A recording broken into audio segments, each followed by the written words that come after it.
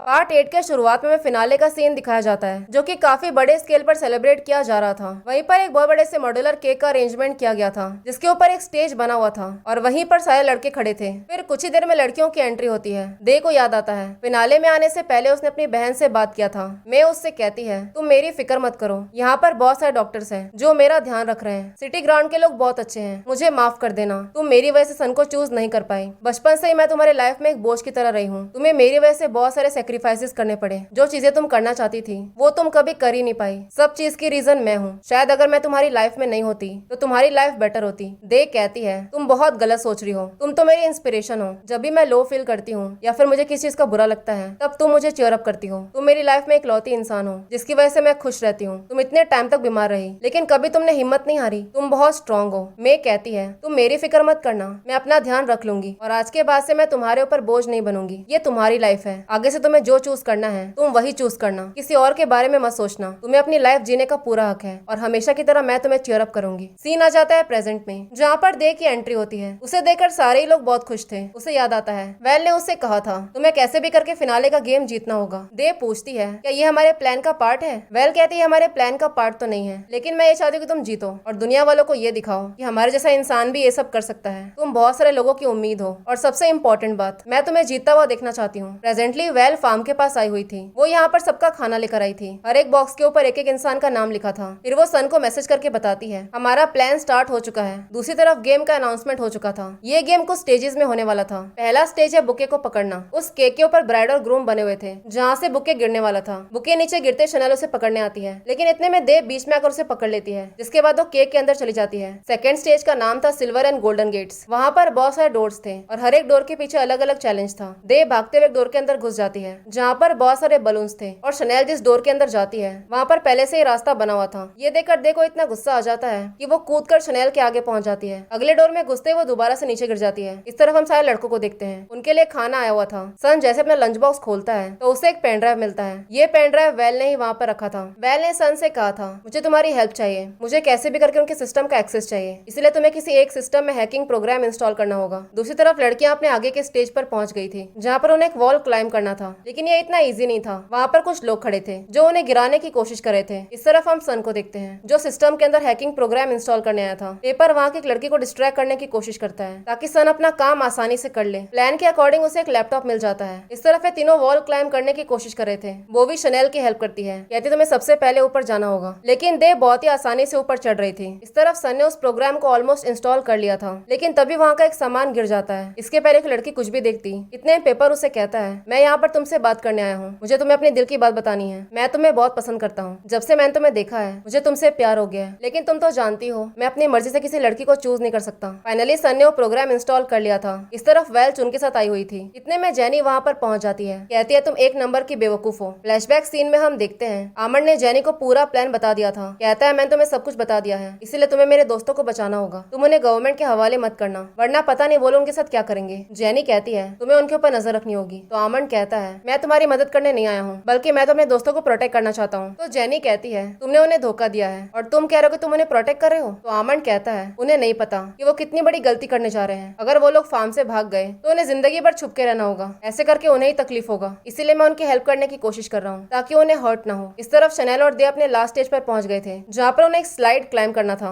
वहाँ पर ब्रशेज रखे हुए थे, उन्हीं ब्रश को यूज करके उन्हें अपना सिग्नेचर करना था लेकिन ये इतना आसान नहीं था। वहाँ पर बहुत सारे लोग खड़े थे जो उनके ऊपर पानी फेंकने वाले थे ताकि वो लोग आसानी से ऊपर ना पहुंच सके। पानी की वजह से शनेल नीचे गिर गई थी लेकिन दे बिल्कुल भी हिम्मत नहीं हारती। वो बहुत ही आसानी से ऊपर चढ़ जाती है लेकिन जैसे वो ऊपर पहुंचती है वो एकदम से नीचे गिर जाती है। इसी मौके का फायदा उठाकर शनेल ऊपर पहुंच चुकी थी जिसके बाद वो अपना सिग्नेचर भी कर देती है, यानी कि शनेल इस गेम को जीत चुकी थी। गेम खत्म होते लड़कियों को लड़कों को चूज करना था। इस बार लड़कों को डेट के लिए नहीं बल्कि शादी के लिए चूज करने वाले थे। अब क्योंकि शनेल इस गेम को जीत चुकी थी इसीलिए पहला मौका उसे मिलता है। वो सीधा सन के पास जाती है और उसे हक करके कहती है प्लीज मुझे माफ कर देना, मुझे नहीं लगता कि हम दोनों साथ में रह पाएंगे। हम एक दूसरे को बचपन से जानते हैं, मुझे तो ये भी पता है कि तुम अंदर से कैसा फील करते हो। इतना कहकर वो मैक्स के पास जाती है और कहती है आज तुमने सन को हरा दिया। फिर वो पूछती है क्या तुम मुझसे शादी करोगे। ये सब देखकर शनेल की मॉम को बहुत गुस्सा आ रहा था। सबको लगता है बॉबी को इस बात से बहुत बुरा लगेगा लेकिन वो तो शनेल के लिए बहुत खुश थी। फिर वो आकर दे से कहती है यही तुम्हारा चांस है, इसे जाने मत देना। अब जैसे ही दे का टर्न आता है तो वो सबसे पहले ऑडियंस के पास जाती है, कहती है ऐसी एक बात है जो मैं आप सबको बताना चाहती हूँ। जैसा आप सबको पता है मेरी लाइफ कभी भी इजी नहीं रही है। पहले मैंने ऐसा सोचा था अगर मुझे कभी भी शो पर आने का मौका मिले तो मेरी लाइफ परफेक्ट हो जाएगी। मुझे वो सब कुछ मिलेगा जो मुझे हमेशा चाहिए था। इस शो ने मुझे बाकी लोगों से कम्पीट करने का एक फेयर चांस दिया और मैं जिस इंसान से प्यार करती हूँ उसके साथ रहने का भी मुझे एक मौका मिला। इस शो ने मुझे इस फार्म पर रहने की अपॉर्चुनिटी दी। मैंने कभी सोचा नहीं था कि मुझे यहाँ पर इतने कंफर्ट से रहने मिलेगा। ये रहने के लिए एक बहुत ही अच्छी जगह है, लेकिन ये सब इतना ईजी नहीं है। यहाँ रहने के लिए हमें सिस्टम की बातें सुननी पड़ती है। उसी मोमेंट पर वहाँ पर रिकॉर्डिंग प्ले होता है और वही कन्फाइनमेंट एरिया दिखाया जाता है जहाँ पर सारी औरतों को बंदी बनाकर रखा गया था। देख कहती है वही लोग हैं जिन लोगों ने गवर्नमेंट की बात नहीं मानी, उन्हें बंद करके फार्म पे रखा गया है। पता नहीं वो लोग कितने सालों से यहाँ पर बंद हैं। उनका क्राइम बस इतना ही था कि वो अपने बेटे को किसी को देना नहीं चाहते थे। दूसरी तरफ जैनी जैसे ही ब्रॉडकास्टिंग रूम में आती है, इतने में वहाँ की लेडी कहती है हमें सिग्नल को बंद करना होगा। तो जैनी कहती है रहने दो, इस वीडियो को प्ले होने दो। तभी उसके पास शनेल की मॉम का कॉल आता है, लेकिन वो कॉल नहीं उठाती। यहाँ से हमें फ्लैशबैक का सीन दिखाया जाता है जब जैनी वेल से मिली थी। उस टाइम पर उसने वेल से कहा था तुम्हें क्या लगता है तुम्हारा प्लान कंप्लीट हो जाएगा? फिर वो चुन की तरफ देखती है और कहती है क्या सच में लड़के फार्म के बाहर भी रहते हैं? वेल कहती है सच है, बाहर की दुनिया फार्म जितनी कंफर्टेबल तो नहीं है, लेकिन इनके पास इनकी फैमिली है, इनसे प्यार करने वाले लोग हैं। जैनी कहती है तुम्हारे प्लान के वर्क होने का चांसेस बिल्कुल भी नहीं है। अगर तुम चाहते हो कि तुम्हारा प्लान वर्क करे तो तुम्हें एक फार्म के अंदर के इंसान की जरूरत है। इसके बाद जैनी ने खुद से उनकी हेल्प की। इस तरफ दे कहती है ये शो तो बस एक नाटक है, और रही बात मेरी तो मैं इस शो पर बस रेटिंग बढ़ाने के लिए आई हूँ। मैं यहाँ पर इसलिए नहीं आई क्योंकि मैं स्पेशल हूँ, बल्कि मैं यहाँ पर इसीलिए आई क्योंकि मैंने इन लोगों की बात मानी। लेकिन आज के बाद से मैं किसी की बात नहीं सुनूंगी। ये लाइफ मेरी है, मैं उस इंसान को चूज करूंगी जिससे सच में मैं प्यार करती हूँ। इतना कहकर वो सन के पास जाती है। तभी वहाँ के सारे लोग चिल्लाने लग जाते हैं, कहते हैं उन्हें इस फार्म को बंद करना है। आज के बाद से ये फार्म नहीं चलेगा। मौका पाकर ये चारों वहाँ से भागने की कोशिश करते हैं। इतने में वेल वहाँ पर पहुंच जाती है। सारे लोग गाड़ी में बैठ गए थे, लेकिन आमन बैठने को तैयार ही नहीं था। सन कहते हैं मुझे पता था कि तुम नहीं आओगे। वेल उसे साथ चलने के लिए कहती है, लेकिन वो उसकी बात नहीं सुनता। इतने में वेल चिल्लाते हुए कहती है मुझे पता है तुमने हमारे साथ क्या किया, मैं तुमसे रिक्वेस्ट कर रही हूँ चलो हमारे साथ। फ्लैशबैक सीन में हम देखते हैं जेनी ने वेल को बताया था तुम्हें आमन से बच के रहना होगा, क्योंकि उसी ने मुझे तुम लोग के प्लान के बारे में बताया। ये सब सुन के देख को बहुत गुस्सा आता है। वो पूछते है तुमने हमारे साथ ये सब क्यों किया? तुम तो हमारे साथ थे ना, हमने तुम पर इतना भरोसा किया। आमन कहता है मुझे माफ कर देना, मुझे तुम लोग को मुसीबत में नहीं डालना था, इसीलिए मैं तुम लोग को ये सब करने नहीं दे सकता था। सन कहता है मुझे तो शुरुआत में ही डाउट हो रहा था जब तुमने हमारा साथ देने की बात की, लेकिन मैंने सोचा नहीं था कि तुम हमें धोखा दे दोगे। फिर वो लोग वेल से पूछते हैं अगर तुम्हें सब कुछ पता था तो तुमने हमें क्यों नहीं बताया? तो वेल कहती है क्योंकि आमन मेरा भाई है। ये सुनकर वो शॉक्ड रह जाता है। वेल उससे कहती है मुझे पता है तुम्हें शुरुआत से फार्म छोड़कर नहीं जाना था